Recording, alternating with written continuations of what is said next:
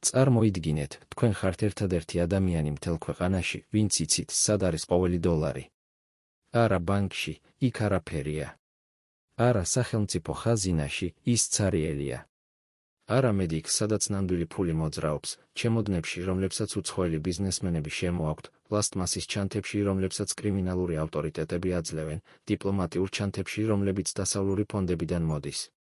თქვენ ხართ სოლიკო ხაბეიშვილი და თქვენს თავში, არა კომპიუტერში, არა სეიფში, არამედ თქვენს მეხსიერებაში და ერთ პატარა შავ რვეულში, ინახება ის, რაც შეიძლება გახდეს ათეულობით ადამიანის სასიკვდილო განაჩენი. 1995 წლის 20 ივნისის დილით, როცა თქვენ გამოხვალთ საკუთარი სახლიდან ბარნოვის ქუჩაზე, ვიღაც უკვე იცის, რომ ეს თქვენი უკანასკნელი ნაბიჯებია. ვიღაც უკვე გადაწყვიტა, ის, რაც თქვენს თავში ინახება, არასდროს არ უნდა გახდეს საჯარო. ერთი გასროლა კეფაში და საქართველოს ყველაზე საშიში საიდუმლო იკარგება სამუდამოდ. მაგრამ დღეს, 29 წლის შემდეგ, ჩვენ ვიწყებთ ამ საიდუმლოს აღდგენას. ვინ იყო ის ადამიანი, რომელმაც იცოდა ყველაფერი? რა ინახებოდა იმ შავ რვეულში? და ყველაზე მთავარი, ვინ გადაწყვიტა, რომ ეს ცოდნა უნდა გაქრეს მისთან ერთად? 1992 წლის იანვარი. თბილისი იხრჩობა ქაოსში. ქუჩებში შეიარაღებული ფორმირებები დათარეშობენ, ელექტროენერგია დღეში 2-3 საათზე მეტი არ არის, ხალხი პურის რიგებში გაკინულია. სახელმწიფო როგორც ინსტიტუტი აღარ არსებობს, არის მხოლოდ ძალაუფლების ფრაგმენტები, რომლებიც ერთმანეთს ებრძვიან. ეროვნული ბანკი ფუნქციონირებს მხოლოდ სახელით, ფინანსთა სამინისტრო არის ცარიელი შენობა, სადაც ყოფილი ჩინოვნიკები ცდილობენ გაიხსენონ, როგორ მუშაობდა ეკონომიკა.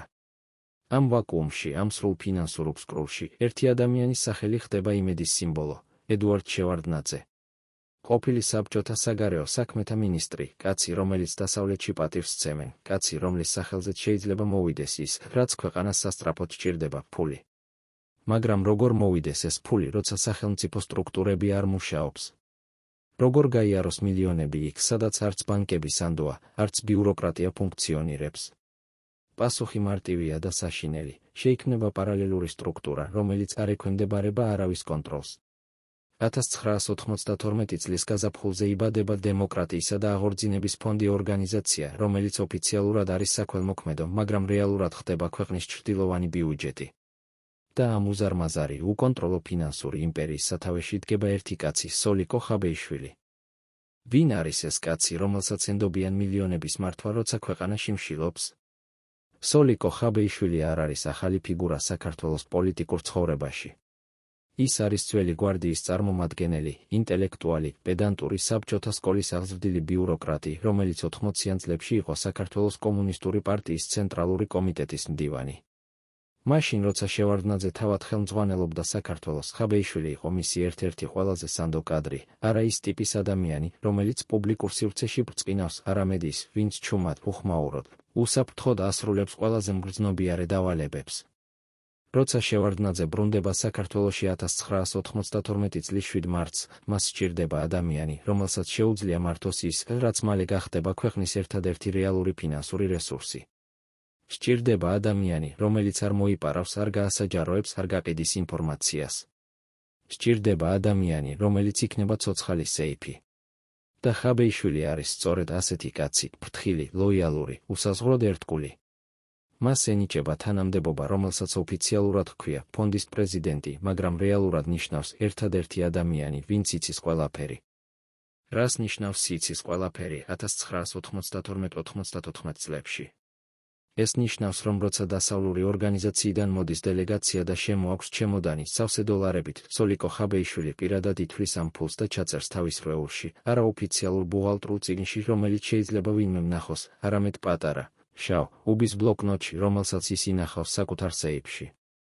ეს ნიშნავს, რომ როცა ქართველი ბიზნესმენი, ცეხოვიკი, რომელმაც გაამდიდრა თავი ქაოსში, მოდის და აძლევს პლასტმასის ჩანთას სავსე მარკებით ან დოლარებით, რათა ახალ ხელისუფლებასთან ლოიალობა დაამტკიცოს, ხაბეიშვილი იწერს, ვინ მოიტანა, რა თანხა, რა თარიღით.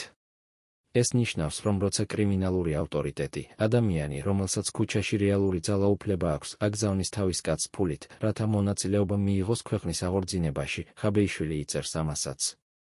და ყველაზე საშიში, ის იწერს იმასაც, ვის მიეცა ეს ფული. რომელმა მინისტრმა მიიღო ნაღდი თანხა სამსახურებრივი საჭიროებებისთვის. რომელმა გენერალმა მოითხოვა დოლარები ჯარის შესანახად. რომელმა პოლიტიკოსმა წაიღო მილიონი და არასდროს არ დააბრუნა. ყოველი ჩანაწერი ამ რვეულში არის პოტენციური სასიკვდილო განაჩენი როგორც მისთვის, ასევე იმათთვის, ვისეც წერია.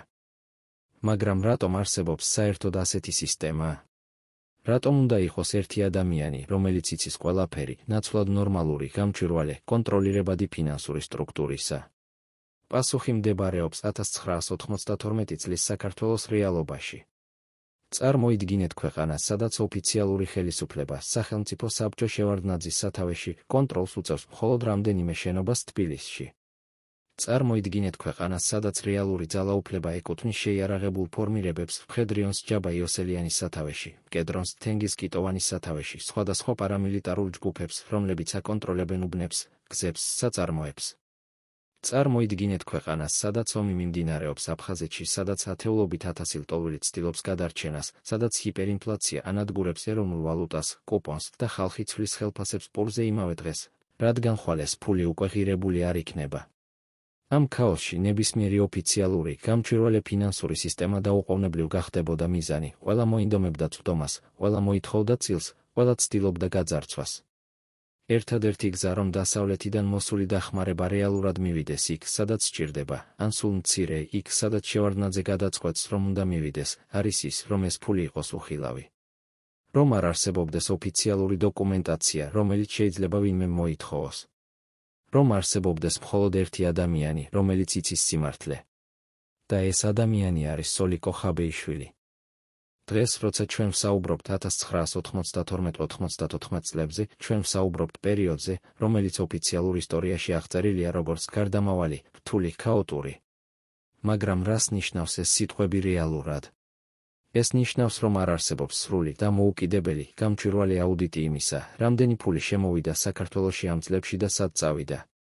ეს ნიშნავს, რომ არ არსებობს ოფიციალური დოკუმენტები, რომლებიც გვიჩვენებდა, რომელმა უცხოურმა ორგანიზაციამ რამდენი მილიონი გამოუყო საქართველოს დახმარებას, რომელმა ქართველმა ბიზნესმენმა რამდენი შეიტანა ფონდში და ყველაზე მთავარი, ვის მიეცა ეს ფული და რისთვის. არსებობს მხოლოდ ფრაგმენტები, ზოგიერთი ხელშეკრულება, ზოგიერთი ქვითარი, ზოგიერთი მოგონება. და არსებობს ერთი ცენტრალური ფაქტი, რომელიც ყველაფერს ხსნის, ადამიანი, რომელმაც იცოდა სრული სურათი, მოკლეს 1995 წლის 20 ივნისს. მოკლეს პროფესიონალურად, სწრაფად, ეფექტურად, ერთი გასროლით კეფაში, როცა ის გამოდიოდა საკუთარი სახლიდან ბარნოვის ქუჩაზე და მიდიოდა სამსახურის მანქანისკენ.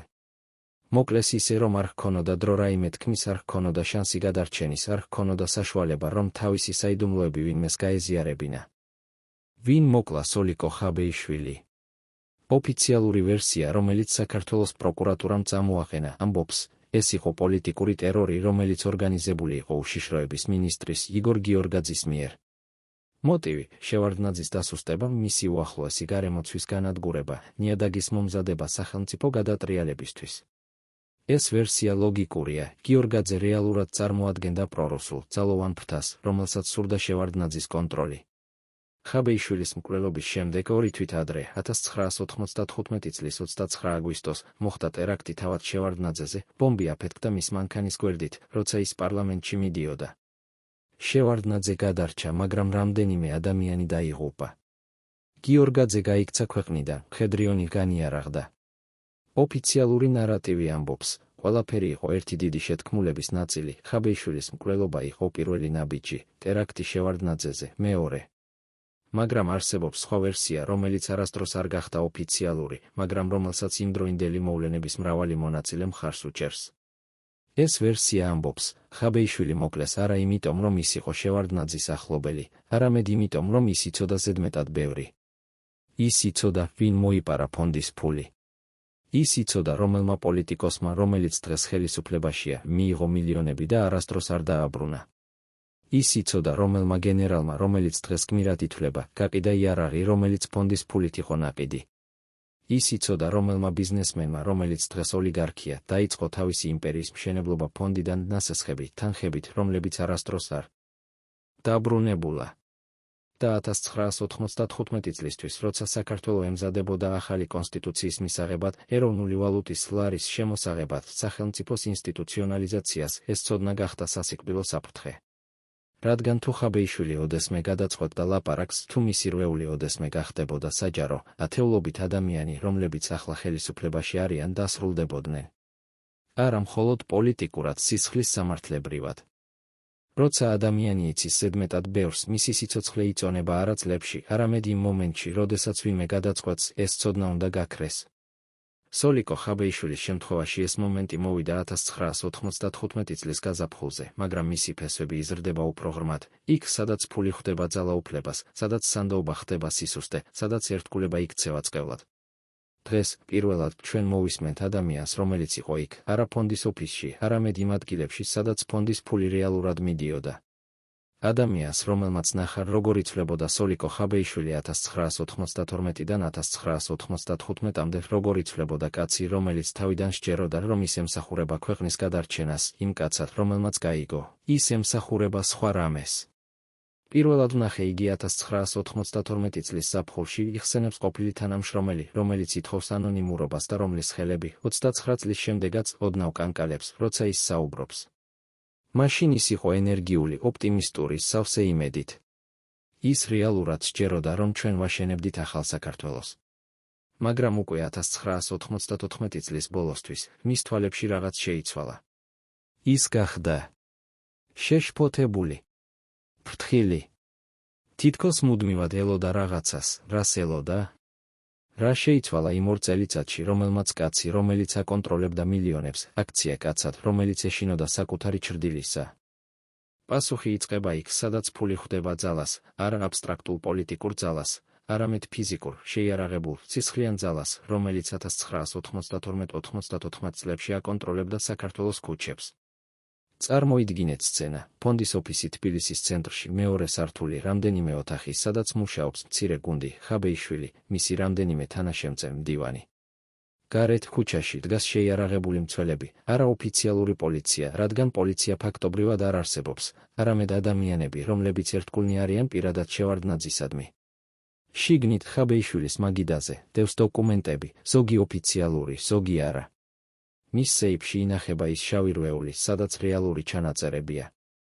და ერთ დღეს ეს შეიძლება იყოს 1992 წლის შემოდგომა, შეიძლება 1993 წლის ზამთარი, ოფისში შემოდის ადამიანი, რომელიც არ არის დაჯავშნილი.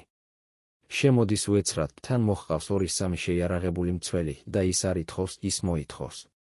მე მჭირდება ფული ჩემი ხალხისთვის. ჩვენ ვიბრძვით აფხაზეთში. ჩვენ ვიცავთ ქვეყანას. თქვენ გაქვთ მილიონები აქ.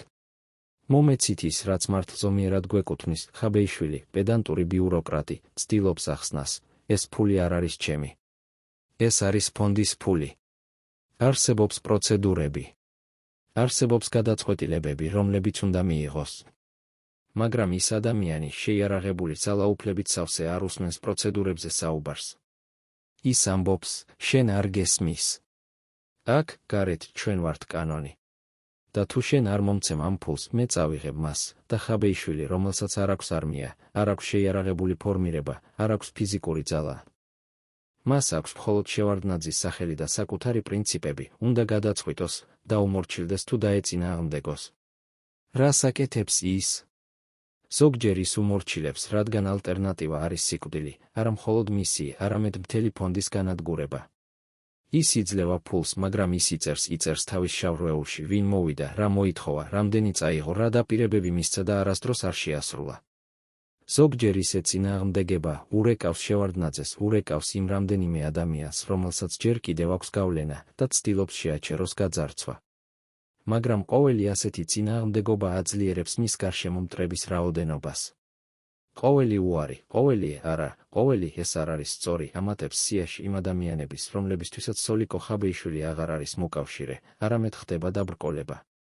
და ყველაზე საშინელი, ის იწყებს გაგებას, რომ ზოგიერთი ეს მოთხოვნა მოდის არა მხოლოდ ქუჩის მეთაურებისგან, არამედ უფრო მაღლიდან.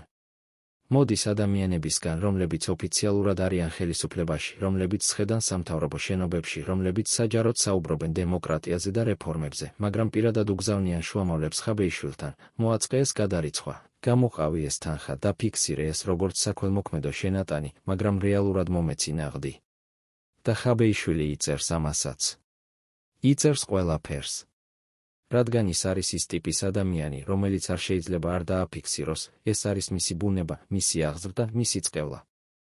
მაგრამ არსებობს რაღაც, რაც უფრო ღრმად აწუხებს მას, ვიდრე ფულის გაძარცვა. არსებობს რაღაც, რაც ცვლის მის ღამის წილს კოშმარებად, რაც აძლევს მას ის შეშფოთებული მზერა, რომელსაც მისი თანამშრომლები ამჩნევენ. ეს არის გაგება, რომ ზოგიერთი ფული, რომელიც გადის ფონდში, არ არის სუფთა. არ არის მხოლოდ დასავლური გრანტები და დიასპორის შემოწირულობები. არის ფული, რომელიც მოდის წყაროებიდან, რომლებზეც საუბარიც არ შეიძლება, ფული, რომელიც დაკავშირებულია იარაღის ვაჭრობასთან, ნარკოტიკების ტრანზიტთან, ქონების ძარცვასთან. ფული, რომელიც გათეთრებულია ფონდის მეშვეობით, შემოდის როგორც ანონიმური შემოწირულება, გადის როგორც ქველმოქმედება და გამოდის სუფთა ლეგალური გამოსაყენებელი. და ხაბეიშვილი, რომელიც თავიდან სჯეროდა, რომ ის ემსახურება ქვეყნის აღორძინებას, იწყებს გაგებას, ის ემსახურება სისტემას, რომელიც აქცევს საქართველოს ტრაგედიას ზოგიერთი ადამიანის პირად ბიზნესად. და ყველაზე საშინელი, ის ვერ შეაჩერებს ამას. რადგან თუ ის შეაჩერებს, თუ ისწავა, თუ ის ილაპარაკებს, მთელი სისტემა ჩამოიშლება.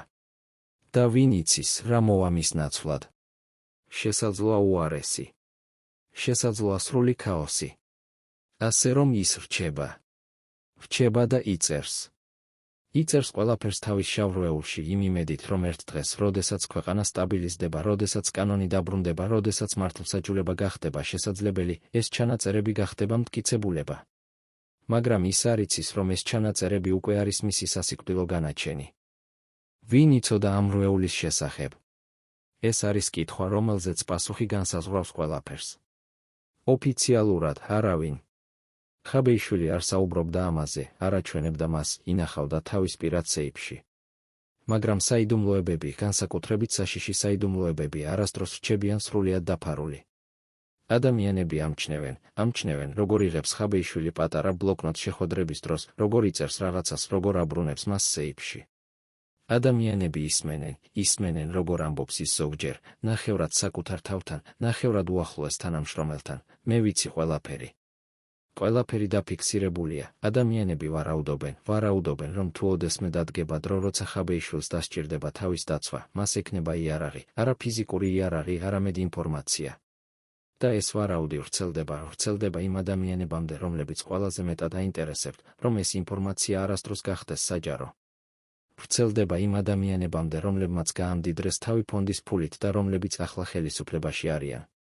ვრცელდება იმ ადამიანებამდე, რომლებისთვისაც სოლიკო ხაბეიშვილის არსებობა და მისი რვეულის არსებობა არის ბომბი, რომელიც ნებისმიერ მომენტში შეიძლება აფეთქდეს. 1994 წლის ბოლოსთვის ხაბეიშვილის გარშემო ატმოსფერო იცვლება. ის იწყებს შენიშვნას, რომ ზოგიერთი ადამიანი, რომელიც ადრე მეგობრულად ესალმებოდა, ახლა თავს არიდებს მას. ის იწყებს შენიშვნას, რომ ზოგიერთ შეხვედრაზე, სადაც ის ადრე ყოველთვის იყო მოწვეული, ახლა აღარ იწვევენ. ის იწყებს შენიშვნას, რომ როცა ის შედის ოთახში, საუბარი ჩერდება, თითქოს ხალხი საუბრობდა რაღაცაზე, რაც მან არ უნდა გაიგოს. და ყველაზე საშინელი, ის იწყებს შენიშვნას, რომ მას თან სდევენ. არა აშკარად, არა პირდაპირ, მაგრამ ის ამჩნევს იმავე მანქანას, რომელიც ჩნდება მის სახლთან, მის ოფისთან, იმ ადგილებში, სადაც ის დადის. ის ამჩნევს ადამიანებს, რომლებიც ზედმეტად დიდხანს რჩებიან ქუჩის კუთხეში, თვალს ადევნებენ მის ფანჯარას. ის იწყებს გრძნობას, რომ ის აღარ არის დაცული, რომ შევარდნაძის სახელი, რომელიც ადრე იყო მისი ფარი, ახლა შეიძლება აღარ იყოს საკმარისი. რადგან ის, რაც მან იცის, არის საშიში არა მხოლოდ შევარდნაძის მტრებისთვის, ის არის საშიში შევარდნაძის მეგობრებისთვისაც იმ ადამიანებისთვის, რომლებიც ოფიციალურად მის გვერდით დგანან, მაგრამ რომლებმაც პირადად გაძარცვეს ფონდი. 1995 წლის გაზაფხული. საქართველო ემზადება ახალ ეტაპს, ახალი კონსტიტუცია, ახალი ვალუტა, ახალი დასაწყისი. ოფიციალური რიტორიკა ამბობს, ქაოსის დრო დასრულდა, სტაბილიზაციის დრო დადგა. მაგრამ სტაბილიზაცია ნიშნავს აგრეთვე ანგარიშვალდებულებას. ნიშნავს, რომ ადამიანები დაიწყებენ კითხვას, სად წავიდა ის მილიონები, რომლებიც ქვეყანაში შემოვიდა 1992-დან 1994-მდე. რატომ ვართ ჩვენ ჯერ კიდევ ღარიბები, როცა დასავლეთმა გამოგზავნა ასეთი დახმარება? ვინ გახდა მდიდარი ამ წლებში და როგორ? და ერთადერთი ადამიანი, რომელსაც შეუძლია უპასუხოს ამ კითხვებს სრული სიზუსტით, არის სოლიკო ხაბეიშვილი. ის არის ცოცხალი არქივი, ცოცხალი მტკიცებულება, ცოცხალი საფრთხე. და ზოგიერთი ადამიანები, რომლებსაც აქვთ ძალაუფლება, აქვთ ფული, აქვთ კავშირები, იწყებენ გაგებას, რომ ეს საფრთხე უნდა აღმოიფხვრას. არა მოგვიანებით, არა როდესაც კითხვები რეალურად დაიწყება, ახლა სანამ ძალიან გვიანი არ არის. და ისინი იწყებენ გეგმის შედგენას, გეგმის, რომელიც აღმოფხვრის არა მხოლოდ ხაბეიშვილს, არამედ ყველაფერს, რაც მან იცის. გეგმის, რომელიც დატოვებს საქართველოს ისტორიას ხვრელს იქ, სადაც უნდა იყოს სიმართლე 1992-94 წლების ფულის შესახებ. 1995 წლის 20 ივნისი. დილა. სოლიკო ხაბეიშვილი იღვიძებს თავის სახლში ბარნოვის ქუჩაზე. ის არის 74 წლის კაცი, დაღლილი, შეშფოთებული, მაგრამ ჯერ კიდევ პედანტური, ის ჩაიცმევს როგორც ყოველთვის, ფრთხილად, მოწესრიგებულად. ის საუზმობს თავის ოჯახთან, მეუღლე, შვილები, რომლებიც არ იციან, რა ტვირთს ატარებს ის. ის ემზადება სამსახურში წასასვლელად, როგორც ყოველ დღე. მაგრამ ეს დღე არ არის როგორც ყოველი დღე. ეს დღე არის ის დღე, როდესაც ვიღაცები გადაწყვიტეს, რომ სოლიკო ხაბეიშვილის ცოდნა უნდა დაიკარგოს. ის გამოდის სახლიდან. გარეთ დგას მისი სამსახურის მანქანა. ის მიდის მისკენ. და სადღაც შენობის კუთხიდან, მეზობელი ეზოდან, ჩვენ არ ვიცით ზუსტად საიდან, ვიღაც ამწევს იარაღს. პროფესიონალი. ადამიანი, რომელიც ამას აკეთებს არაპირველად. ადამიანი, რომელმაც მიიღო ბრძანება და რომელიც ასრულებს მას ცივად, ეფექტურად, უემოციოდ. ერთი გასროლა. კეფაში. სოლიკო ხაბეიშვილი ეცემა. ის კვდება დაუყოვნებლივ, არა აქვს დრო სიტყვების თქმის, არა აქვს დრო დახმარების მოთხოვნის, არა აქვს დრო იმის გააზრებისაც კი, რომ ის კვდება. მკვლელი ქრება. მანქანა, რომელიც ელოდა მას, გაქრება თბილისის ქუჩებში. და საქართველოს ისტორიაში რჩება ერთი უზარმაზარი, შავი ხვრელი იქ, სადაც უნდა იყოს პასუხი კითხვაზე, სად წავიდა ფული. მაგრამ ის, რაც ხდება მკვლელობის შემდეგ, არის თითქმის იმდენივე საშინელი, როგორც თავად მკვლელობა. რადგან როცა გამომძიებლები შედიან ხაბეიშვილის ოფისში, როცა ისინი ხსნიან მის სეიფს, ისინი ვერ პოულობენ იმას, რისი პოვნაც უნდა, ვერ პოულობენ შავ ღვეულს. ის გაქრა.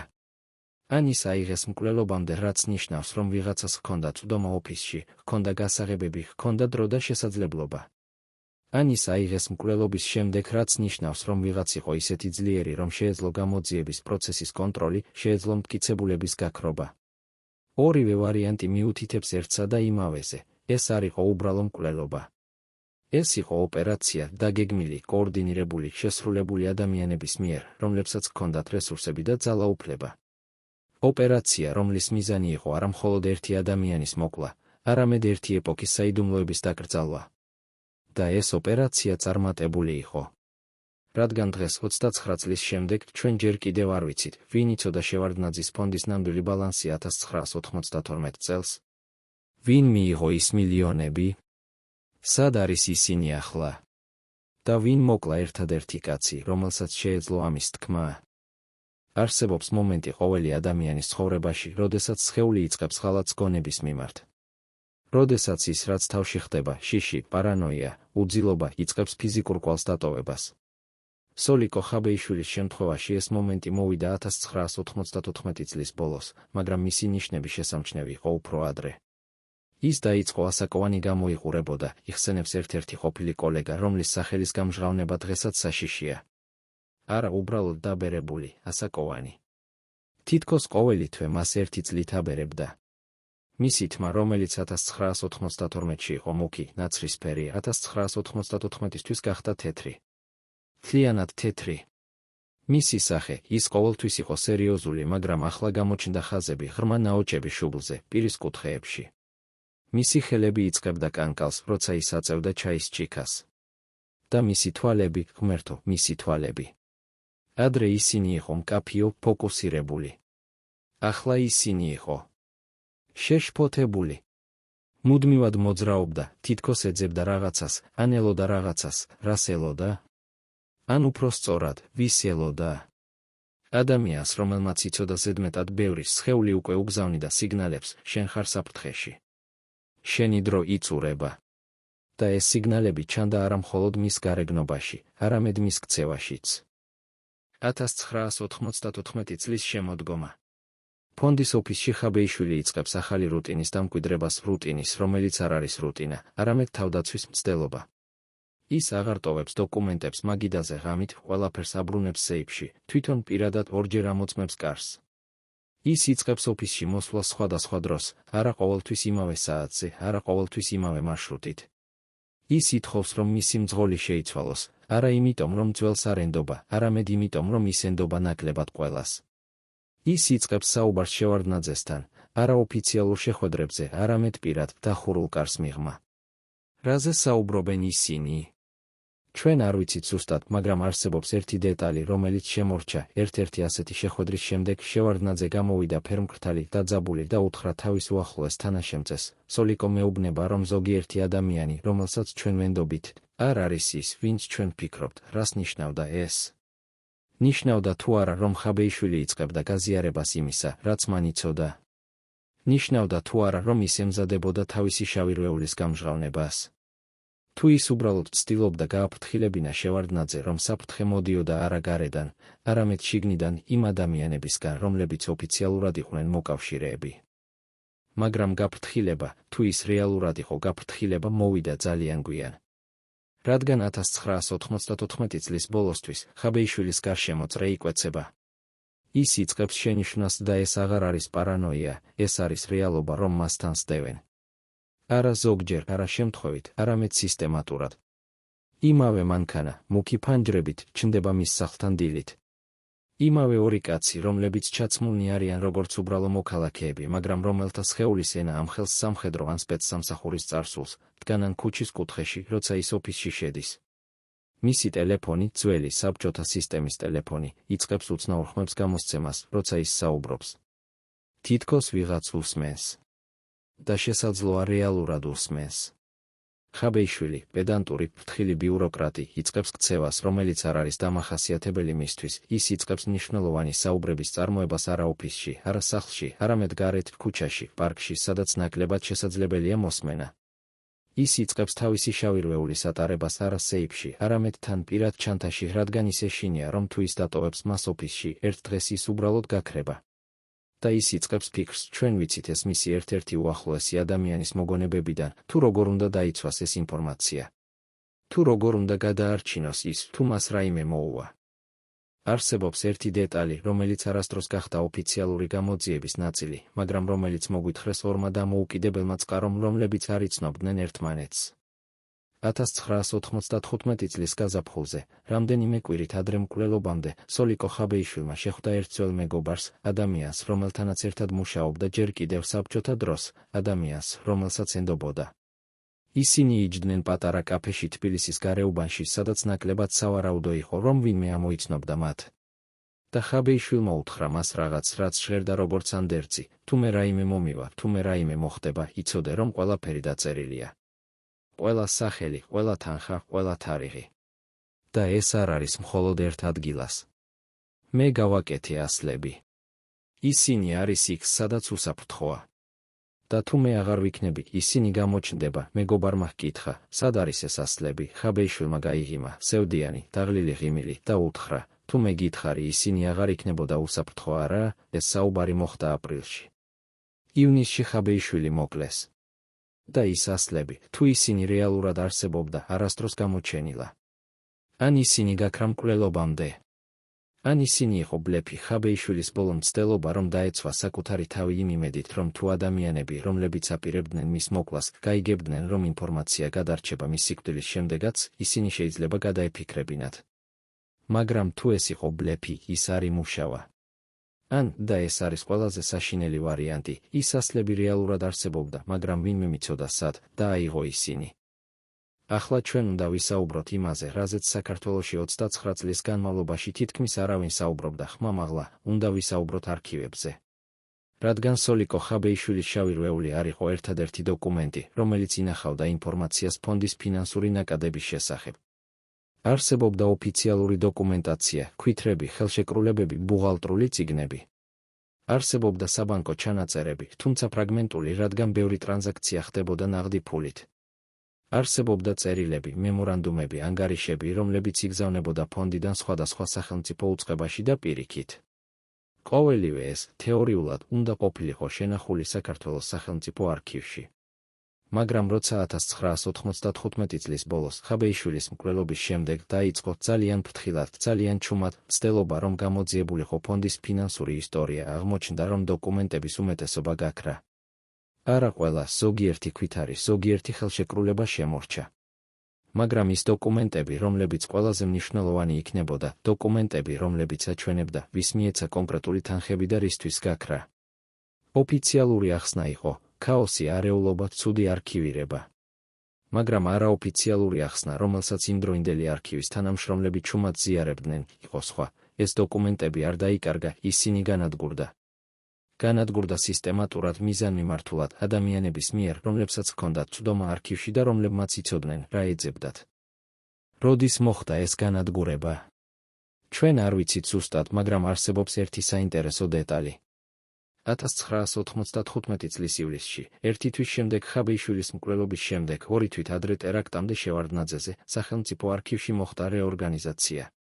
შეიცვალა ხელმძღვანელობა, შეიცვალა რამდენიმე უფროსი არქივარიუსი და ყველაზე მნიშვნელოვანი, გამოცხადდა, რომ ზოგიერთი ფონდი გადაიტანება სხვა შენობაში უკეთესი შენახვისთვის. ეს გადატანა გაგრძელდა რამდენიმე კვირა. და როცა ის დასრულდა, აღმოჩნდა, რომ ზოგიერთი ხუთი, რომელიც უნდა ყოფილიყო გადატანილი, დაიკარგა ტრანსპორტირების დროს. რომელი ხუთები? ის ხუთები, რომლებიც შეიცავდა დოკუმენტებს დემოკრატიისა და აღორძინების ფონდის შესახებ 1992-დან 1994-მდე. შემთხვევა. ან კიდევ ერთი ნაბიჯი იმ ოპერაციაში, რომელიც დაიწყო ხაბეიშვილის მკვლელობით, ოპერაცია, რომლის მიზანი იყო არა მხოლოდ ერთი ადამიანის აღმოფხვრა, არამედ ყოველი კვალის წაშლა იმისა, რაც მან იცოდა. დღეს, როცა მკვლევრები ცდილობენ აღადგინონ ფონდის ფინანსური ისტორია, ისინი აწყდებიან კედელს, რომელიც აშენებულია არა უგულებელყოფით, არამედ განზრახ. კედელს, რომლის მიღმა არის სიმართლე, მაგრამ რომელსაც არავინ აპირებს დანგრევას. მაგრამ არსებობს ერთი რამ, რაც ვერ განადგურდა, არსებობს ადამიანები, რომლებმაც იციან. არა ყველაფერი, არა ისე დეტალურად, როგორც ხაბეიშვილმა იცოდა, მაგრამ საკმარისად იმისთვის, რომ დაგვეხმარონ გავიგოთ, რა რეალურად მოხდა. ადამიანები, რომლებიც მუშაობდნენ ფონდში, რომლებიც ხედავდნენ, ვინ მოდიოდა, რა ჩანთებს შემოაკვდა, როგორ ითვლიდა ხაბეიშვილი ფულს, როგორ იწერდა თავის რვეულში. ადამიანები, რომლებიც იყვნენ იმ შეხვედრებზე, სადაც პოლიტიკოსები, გენერლები, ბიზნესმენები მოითხოვდნენ თანხებს. ადამიანები, რომლებმაც გაიგეს ზოგჯერ შემთხვევით, ზოგჯერ იმიტომ, რომ ისინი იყვნენ იქ, სადაც არავინ ფიქრობდა, რომ ვინმე უსმენდა, ვინ რეალურად იღებდა ფულს და რისთვის. ამ ადამიანებმა 29 წელი დუმდნენ შიშით, დუმდნენ იმიტომ, რომ არავინ ეკითხებოდა, დუმდნენ იმიტომ, რომ ისინი ხედავდნენ, რა მოუვიდა ხაბეიშვილს, როცა მან იცოდა ზედმეტად ბევრი. მაგრამ დღეს, როცა ის ადამიანები, რომლებიც მაშინ იყვნენ ხელისუფლებაში, უკვე არიან მოხუცები ან გარდაცვლილები, როცა ძველი შიშები იწყებს დასუსტებას, ზოგიერთი მათგანი იწყებს ლაპარაკს. და ის, რასაც ისინი გვიამბობენ, ადასტურებს ყველაზე ბნელ ვარაუდებს. იყო ერთი ადამიანი, გვიამბობს ყოფილი თანამშრომელი, რომელიც ითხოვს, რომ მისი სახელი არ დავასახელოთ, რადგან ის ადამიანი ჯერ კიდევ ცოცხალია და ძალიან ძლიერია. ერთი ადამიანი, რომელიც ხაბეიშვილის მკვლელობის შემდეგ მიიღო ყველაფერი. ოფიციალურად ფონდი გაგრძელდა, შეიცვალა ხელმძღვანელობა, გახდა უფრო გამჭვირვალე. მაგრამ რეალურად ის აქტივები, რომლებიც ფონდმა დააგროვა 1992-დან 1994-მდე, უძრავი ქონება, რომელიც იყიდა ფონდის ფულით, კომპანიები, რომლებიც დაფუძნდა ფონდის ინვესტიციებით, საბანკო ანგარიშები, რომლებზეც ჯერ კიდევ იყო ნაშთები, ყველაფერი ეს თანდათან გადავიდა ერთი ადამიანის კონტროლში. როგორ? ლეგალურად, ქაღალდებზე ყველაფერი იყო სუფთა. მაგრამ ვინც იცოდა რეალურად რა ხდებოდა, ვინც იცოდა, რომ ეს ქონება იყიდა ფონდის ფულით, რომელიც მოვიდა დასავლეთიდან საქართველოს დასახმარებლად, ის ადამიანი იყო სოლიკო ხაბეიშვილი. და ახლა ის მკვდარი იყო, ვინ იყო ეს ადამიანი? ჩვენ არ შეგვიძლია დავასახელოთ სახელი, არა იმიტომ, რომ ჩვენ არ ვიცით, არამედ იმიტომ, რომ საქართველოს კანონმდებლობა კრძალავს ბრალდებას მტკიცებულების გარეშე. მაგრამ ჩვენ შეგვიძლია ვთქვათ ეს, გამოიძიეთ, ვინ გახდა მდიდარი 1995-დან 1998-მდე. გამოიძიეთ, ვის ეკუთვნის დღეს ის უძრავი ქონება, რომელიც ოფიციალურად იყიდა დემოკრატიისა და აღორძინების ფონდმა 1992-94 წლებში. გამოიძიეთ, ვინ იყო ის პოლიტიკოსი, რომელიც 1995 წელს იყო უმნიშვნელო ფიგურა, მაგრამ 1998 წელს უკვე იყო ერთ-ერთი ყველაზე. ძლიერი და მდიდარი ადამიანი ქვეყანაში. და ჰკითხეთ საკუთარ თავს, ეს არის შემთხვევა? თუ ეს არის პასუხი კითხვაზე, ვის ესარგებლა სოლიკო ხაბეიშვილის სიკვდილი? წარმოიდგინეთ ოთახი, პატარა, ჩაბნელებული ოთახი თბილისის გარეუბანში, სადაც ჩვენ ხვდებით ადამიანს, რომელიც 29 წლის განმავლობაში არ ილაპარაკა.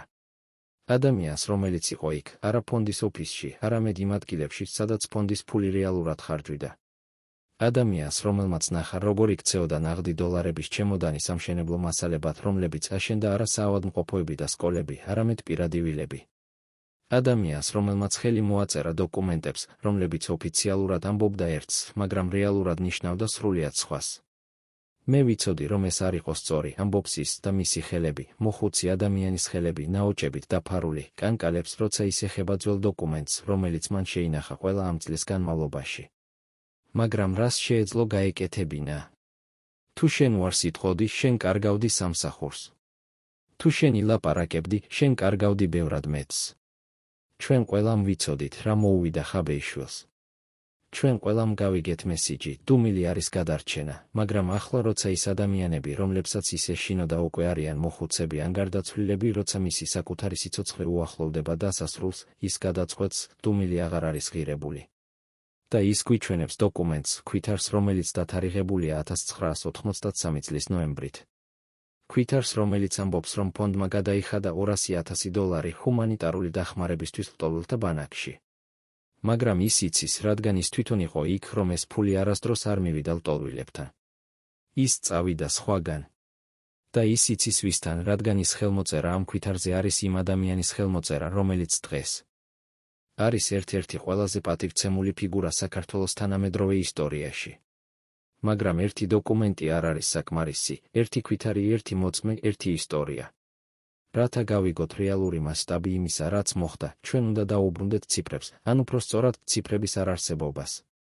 რადგან რა არის ყველაზე საშინელი ფაქტი სოლიკო ხაბეიშვილის ისტორიაში, ჩვენ არ ვიცით, არავინ იცის, რამდენი ფული გაიარა დემოკრატიისა და აღორძინების ფონდმა 1992-დან 1994-მდე. არსებობს შეფასებები, ზოგი ამბობს $30 მილიონი, ზოგი ამბობს 50, ზოგი ამბობს 100. მაგრამ არავინ იცის ზუსტად, რადგან არ არსებობს სრული აუდიტი. არ არსებობს დოკუმენტი, რომელიც ჩამოთვლის ყველა შემომწირველს, ყველა შემოსულ თანხას, ყველა გასულ თანხას. არსებობს მხოლოდ ფრაგმენტები, ზოგიერთი ხელშეკრულება აქ, ზოგიერთი ქვითარი იქ. და არსებობს ერთი ფაქტი, რომელიც ყველაფერს ხსნის, ერთადერთი ადამიანი, რომელსაც ჰქონდა სრული სურათი, მოკლეს. და მისი ჩანაწერები, ის შავი რვეული, რომელშიც იყო ყველაფერი გაქრა. ეს არ არის შემთხვევა. ეს არის დიზაინი.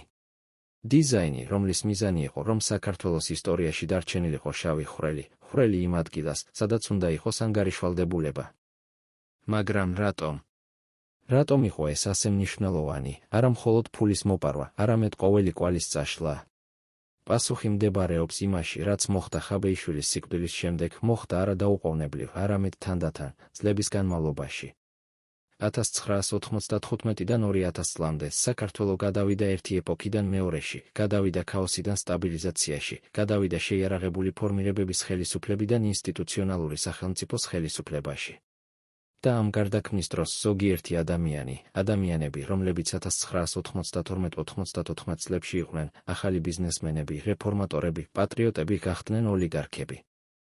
გახდნენ ადამიანები, რომლებსაც ეკუთვნოდათ ბანკები, ნავთობის კომპანიები, უძრავი ქონების იმპერიები. და თუ ვინმე დაიწყებდა კითხვას, საიდან მოვიდა თქვენი პირველი კაპიტალი?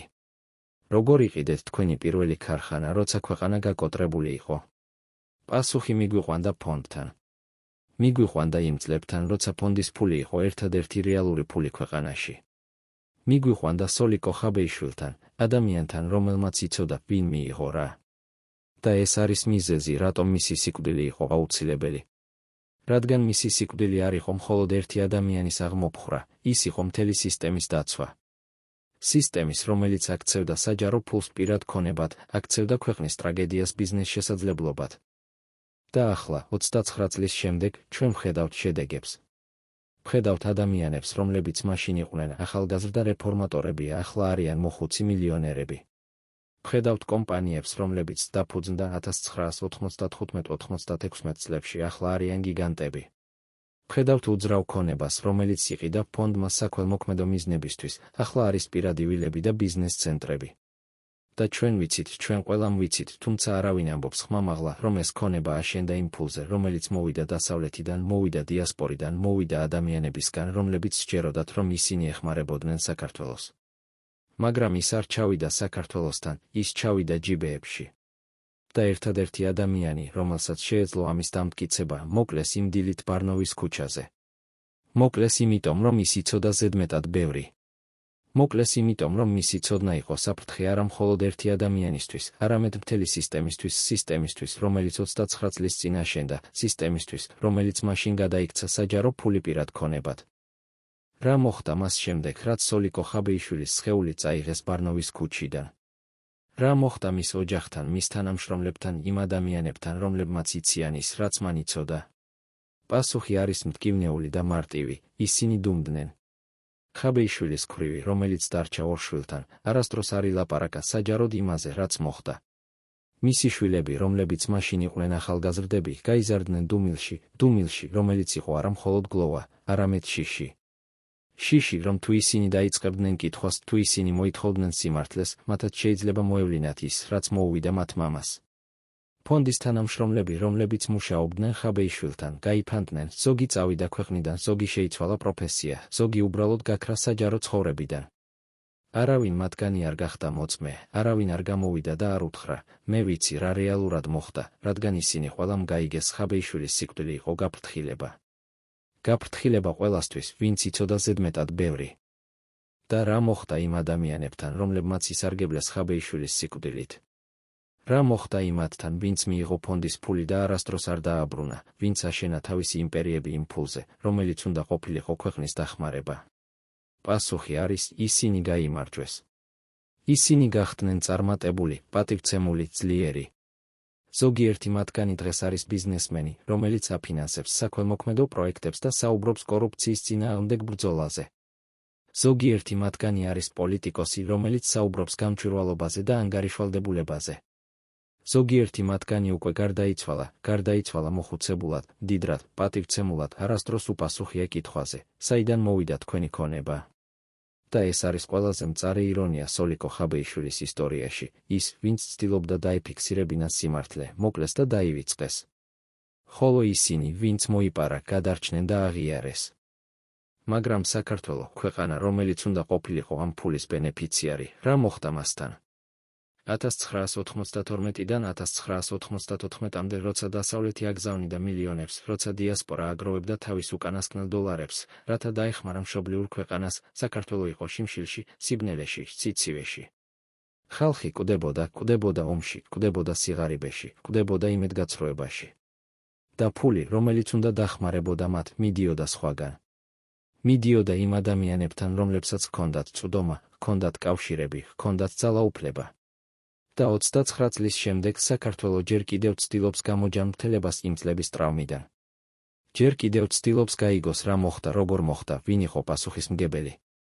მაგრამ პასუხები არ მოდის, რადგან ის ადამიანი, რომელსაც ჰქონდა პასუხები, მოკლეს. და მისი ჩანაწერები, რომლებშიც იყო სიმართლე, გაქრა.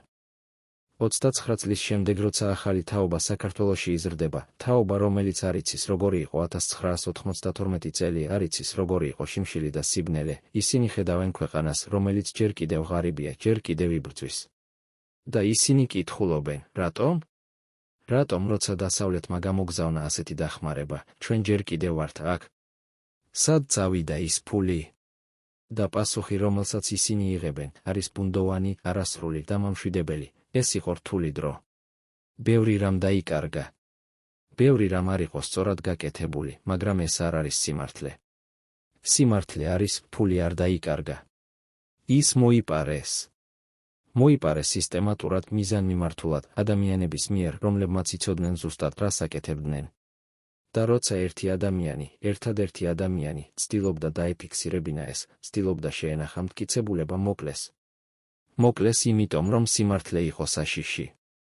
და 29 წლის შემდეგ სიმართლე ჯერ კიდევ საშიშია. მაგრამ მთავარი კითხვა რჩება, ვინ რეალურად იდგა ამ ყველაფრის უკან? ვინ იყო ის ადამიანი, ან ადამიანები, რომლებმაც გადაწყვიტეს, რომ სოლიკო ხაბეიშვილი უნდა მოკვდეს? ოფიციალური ვერსია ამბობს, იგორ გიორგაძე და მისი გუნდი. მაგრამ ეს ვერსია პასუხობს მხოლოდ კითხვაზე, ვინ მოკლა. არ პასუხობს კითხვაზე, ვის ესარგებლა, რადგან გიორგაძე, რომელიც გაიქცა ქვეყნიდან ხაბეიშვილის მკვლელობის შემდეგ, არ გახდა მდიდარი. არ მიიღო ფონდის აქტივები. არ აშენა იმპერია. ის წააგო და დაიკარგა ისტორიიდან. მაგრამ ვიღაც სხვა, ვინც დარჩა საქართველოში, ვინც დარჩა ხელისუფლებაში, მიიღო ყველაფერი. და ეს ვიღაც არ არის ერთი ადამიანი, ეს არის სისტემა. სისტემა, რომელიც აშენდა 1992-94 წლებში, სისტემა, რომელმაც გადაიქცა საჯარო ფული პირად ქონებად, სისტემა, რომელიც მაშინ შეიქმნა და რომელიც იმ წლებში ჩამოყალიბდა. და სანამ ჩვენ არ გავიგებთ, როგორ მუშაობდა ეს სისტემა, სანამ ჩვენ არ დავსვამთ კითხვებს იმ ადამიანების შესახებ, რომლებმაც ისარგებლეს ხაბეიშვილის სიკვდილით, სიმართლე დარჩება დაკრძალული. 29 წელია, რაც სოლიკო ხაბეიშვილი მოკლეს. 29 წელია, რაც მისი შავი რვეული გაქრა. 29 წელია, რაც საქართველო ცდილობს გაიგოს, რა მოხდა იმ წლებში, როცა ქვეყანა იყო ქაოსში და ფული მოდიოდა დასავლეთიდან. მაგრამ მთავარი კითხვა ჯერ კიდევ რჩება უპასუხოდ, ვინ იცოდა შევარდნაძის ფონდის ნამდვილი ბალანსი 1992 წელს? პასუხი იყო, სოლიკო ხაბეიშვილი. მაგრამ ის მოკლეს. და მისი ცოდნა, რომელიც უნდა ყოფილიყო საქართველოს მემკვიდრეობა, გახდა მისი წყევლა. 29 წლის შემდეგ ჩვენ შეგვიძლია მხოლოდ ვიკითხოთ, რამდენი მილიონი დოლარი გაიარა იმ ფონდმა? სად არის ეს ფული ახლა? ვის ხელში? და ყველაზე მთავარი, ვინ არის ის ადამიანები, რომლებიც 29 წლის წინ ცხოვრობდნენ იმ ქონებაში, რომელიც აშენდა იმ ფულზე, რომელიც უნდა ყოფილიყო ჩვენი, ყველას ჩვენი? ეს კითხვები რჩება. და სანამ ისინი რჩება უპასუხოდ, სოლიკო ხაბეიშვილის სიკვდილი არ იქნება მხოლოდ ისტორია, ის იქნება გაფრთხილება. გაფრთხილება იმის შესახებ, რა ხდება, როცა ერთი ადამიანი იცის ზედმეტად ბევრს. და რა ხდება ქვეყანასთან, როცა სიმართლე იკვრება მასთან ერთად.